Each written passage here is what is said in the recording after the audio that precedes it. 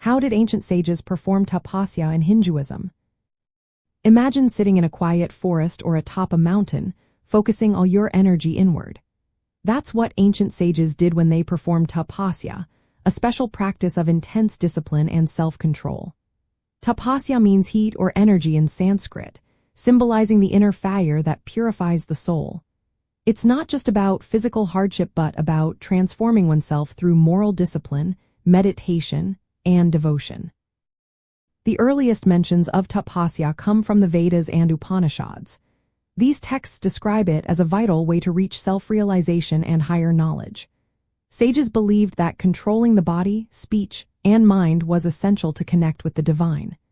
They practiced fasting, celibacy, and cleanliness to discipline their physical selves. For example, fasting could last from a single day to many days, depending on the goal. Celibacy, called brahmacharya, meant abstaining from sensual pleasures to conserve energy for spiritual pursuits. Controlling speech was also important. Sages would speak truthfully, kindly, and minimally, sometimes remaining silent for days to conserve mental energy.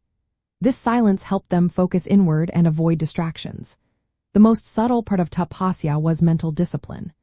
Sages worked to control their thoughts and emotions through meditation and self-examination. They aimed to detach from material desires and cultivate mental calmness or equanimity. Many performed tapasya in sacred natural settings. Forests, caves, mountain peaks, and riverbanks were chosen because these places were believed to be filled with divine energy. These locations became famous pilgrimage sites because of the spiritual efforts of the sages who meditated there. Their austerities and focus turned these sites into centers of spiritual power and divine presence. The goal of tapasya was to gain divine blessings, spiritual powers known as siddhis or liberation called moksha. It was a way to purify the mind and character, preparing the sage for higher spiritual states.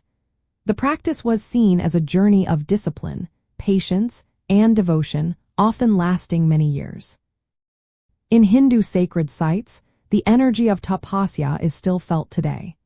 Temples and hermitages built at these places reflected the simplicity and meditative focus of the ancient sages. Their austerity and dedication continue to inspire pilgrims who visit these sites seeking spiritual growth.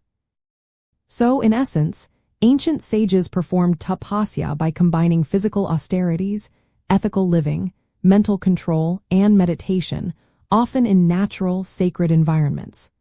Their efforts created a lasting spiritual heritage that still guides seekers today.